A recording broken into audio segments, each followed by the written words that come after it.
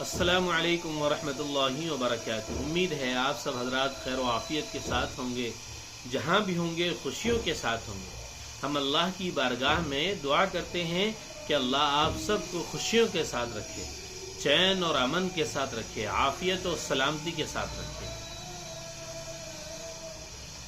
جسمانی بیماریوں میں لوگ مبتلا ہو جاتے ہیں، کسی نہ کسی کو کوئی نہ کوئی بیماری لگ جاتی ہے۔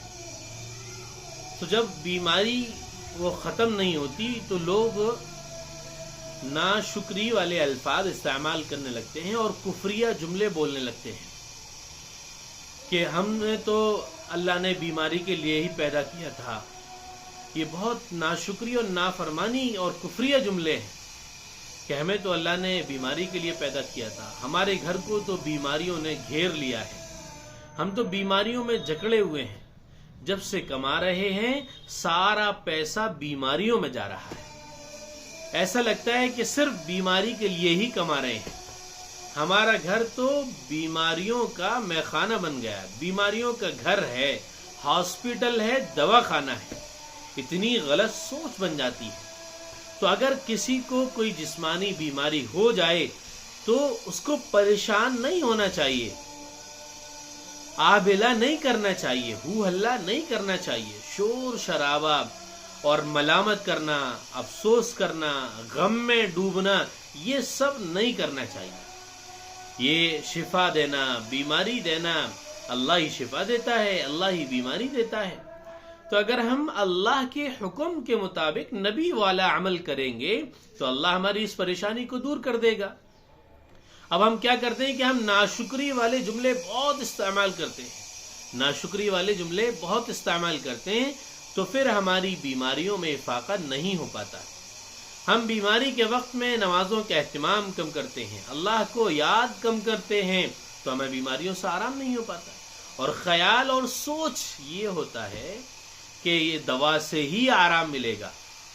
یہ تو کہہ دیتے ہیں کہ ہاں اس ڈاکٹر کے ہاتھ میں بہت شفا ہے، لیکن کبھی دل میں یہ خیال نہیں آتا کہ اللہ تو ہی شفا دینے والا ہے، تب ڈاکٹر کے ہاتھ میں شفا ہے۔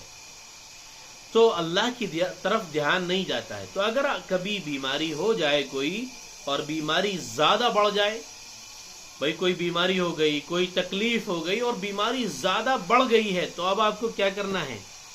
آپ سیدنا ایوب علیہ السلام والا عمل کیجیے۔ سیدنا ایوب علیہ السلام کو بیماری میں جب سیدنا ایوب علیہ السلام مبتلا ہوئے تو انہوں نے اللہ سے یہ دعا مانگی اور اللہ نے ان کو فوراً افاقہ عطا فرما دیا اور آپ ٹھیک ہو گئے۔ اب آپ تھوڑا یہ سنتے جائیے کہ سیدنا ایوب علیہ السلام کو ہوا کیا تھا۔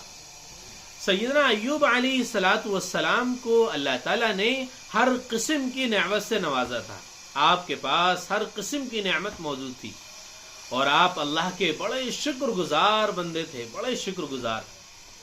لیکن اللہ نے ان کے صبر کو آزمانے کے لیے تدریجاً ان کو بیماریوں میں مبتلا کر دیا اور ان کی ساری نعمتیں چھین لیں۔ ان کے صبر کو آزمانے کے لیے اللہ تعالیٰ نے ان کی ساری نعمتوں کو جتنی نعمتیں تھیں ان کو چھین لیا اور جسمانی بیماری میں ان کو مبتلا کر دیا۔ اب ساری نعمتیں چھن گئیں، اب صرف ان کے پاس بیماری ہے، کچھ نہیں ہے۔ لیکن حضرت ایوب علیہ السلام نے اس حال میں بھی ناشکری کا کوئی لفظ بھی اپنی زبان سے نہیں نکالا۔ پھر آخرکار کیا ہوا؟ پھر آخرکار یہ ہوا کہ جب بیماری زیادہ بڑھ گئی، بیماری طول پکڑ گئی، تو حضرت ایوب علیہ السلام نے 18 سال آزمائشوں کے بعد اللہ کی بارگاہ میں یہ دعا مانگی، اور یہ دعا مانگی جو ہم آپ کو ابھی بتائیں گے۔ یہ دعا مانگتے ہی فوراً قبول ہو گئی اور اللہ تعالیٰ نے صحت و دولت دوبارہ عطا فرما دی۔ وہ دعا کیا ہے؟ سورہ انبیاء کی آیت ہے، آیت نمبر 83، ربی انی مسنی الضر وانت ارحم الراحمین۔ ایک بار اور سن لیجئے، یاد کر لیجئے، ربی انی مسنی الضر وانت ارحم الراحمین. 11 مرتبہ آپ اس کو کہیے اور اپنے اوپر دم کر لیجئے. انشاءاللہ آپ کی بیماری جاتی رہے گی. اللہ آپ کو شفا عطا فرما دے گا. کسی بیماری کے پاس عیادت میں جائیں تو وہاں ان کے اوپر دم کریں. گھر میں کوئی بیمار ہو تو روزانہ ان کے اوپر دم کیا کریں. انشاءاللہ بیماری بالکل ختم ہو جائے گی. اس کا زبردست ترجمہ ہے کہ اللہ مجھے سخت بیماری پہنچی ہے لیکن اے اللہ تجھ سے زیادہ رحم کرنے والا کوئی نہیں ہے. تو رحم کرنے والوں میں سب سے زیادہ رحم کرنے والا ہے.